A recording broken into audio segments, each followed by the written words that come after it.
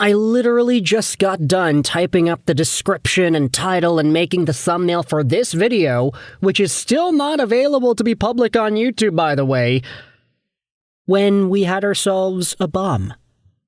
It's a bomb between Vancouver and Toronto. It's a trade that a lot of Canucks fans are going to be divided by. But before we dive into the actual trade itself, you already know about the trade. It's in the title, it's in the thumbnail. Whoop-de-doo. I wanted to head over to a post made on the R Canucks subreddit. This was from about an hour ago, posted by Competitive Fun 1780. It's kind of humorous, the fact that this was posted, because in a way, it kind of kick-started the trade conversations for today. Did anybody else see the Canucks Insider podcast add and remove a new episode? Is a trade coming? I opened Apple Podcasts today and saw the Canucks Insider podcast was at the top with a new episode. However, when I went to play it, it was removed, and the previous episode with Braden Coots started playing instead. I can't find it anywhere now, so it was likely uploaded by mistake. I don't remember what it was called, something about speed, but it featured Dakota Joshua and Filipino. I know Dakota Joshua is rumored to be on the move, so maybe that's why they took down the episode. Did anyone else see it?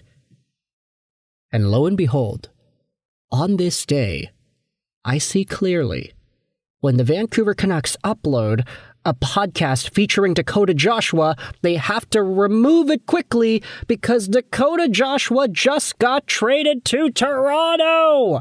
Oh my gosh, man. I'm going out here and saying, right off the bat, wowzers.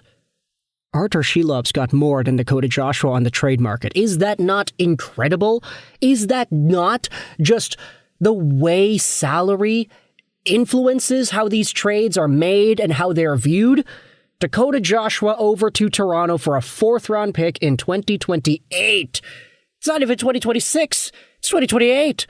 We're not going to see the Dakota Joshua trade return finalized video until 3 years from now. There's a long-term investment here for the Vancouver Canucks in getting themselves a 4th-round pick for a guy that was given the moon and the stars contract-wise just over a year ago. Oh boy. The Vancouver Canucks might be signing Jack Roslovic next. Oh, thanks, Rick Dollywall. We're going to have to make a video about that too.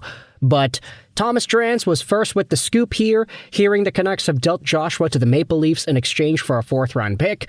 It was confirmed here later on by Toronto. Let's just take a look as to how Toronto Maple Leaf fans are responding to the deal here. Good acquisition.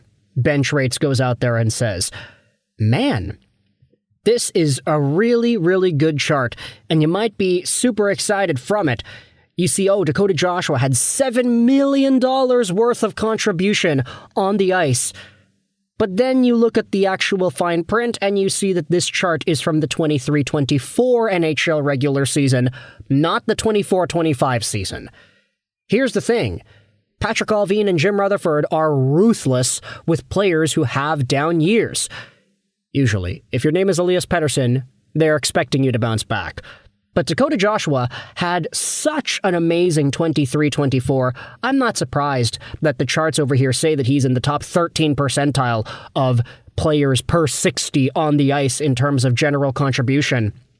Because he had 32 points in 63 games played. That might not sound like a lot, 18 goals, 14 assists, but then you recognize that this guy was primarily a third-line player the entire time, and the kinds of goals that Joshua was scoring, they were spectacular. Him and Garland and Bluger, they had insane chemistry. They were doing Sedin-like plays. Joshua had a through-the-legs goal that popped the roof off the house, and I think it was Anaheim.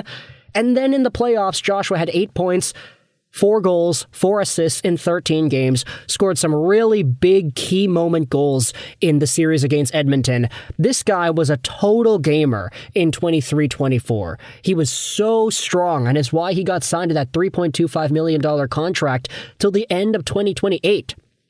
4 years, that's quite a lot of money, I'm not going to lie. Or years, 3.25 million. That's quite a lot of money. And 4 years is quite a lot of years. But because Joshua had such a good 23-24, he leveraged himself into it. The Canucks weren't really all too keen to give him the dollars and the term, but they were like, okay, screw it. This guy was really good for us. He was that dog in the middle of the bottom six. He was so valuable. He worked so well with Garland. Let's give him the money. And then he got cancer. It's out of his control. Like, I'm not going to go out there and say it's his fault that he got cancer, but he had it. He was able to rehab. He came back. And then I believe there were some, hip issues that were also plaguing Joshua as well throughout the 24-25 season. So he only posted up 14 points in 57 games played, 7 goals, 7 assists. Joshua was admittedly not as effective. And it wasn't one of these things where it was like, yeah, he's just having a down year. It was like, wow, he is really not looking good. He's really not looking himself. That same level of bite and effectiveness has not been there throughout the course of the previous campaign. And all of a sudden now it's like, for $3.25 million, I mean, that's a lot of money for a guy who's really not living up to that standard that he had set for himself back in 23-24. And so when you think about the whys as to why Vancouver's trading him away, they need another center. They're going to be in the market for somebody like a Jack Roslovic, for example.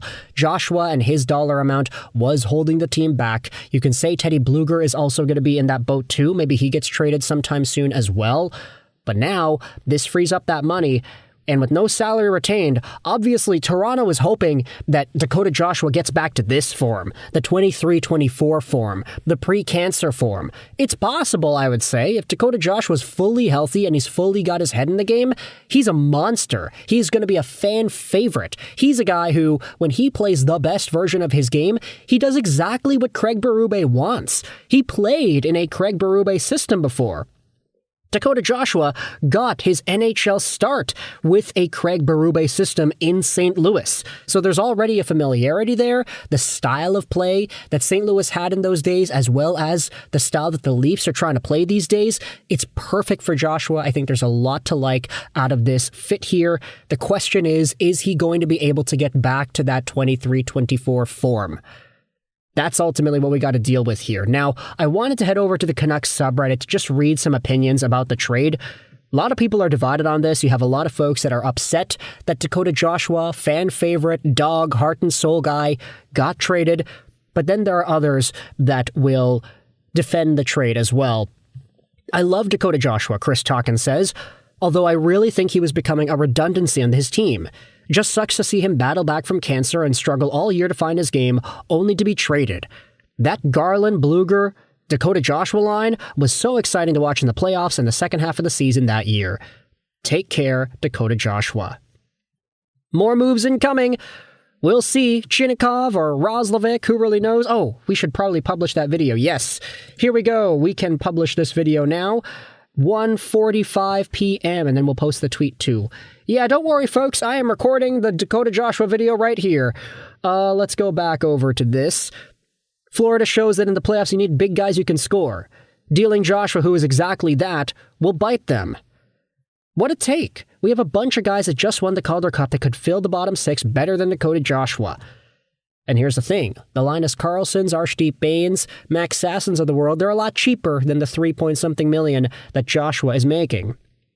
Sad we couldn't see another good year, but I'm not sad over all our bottom six forwards. Abbotsford is bursting with guys looking to make the jump. Best of luck to Joshua. 1. That's it?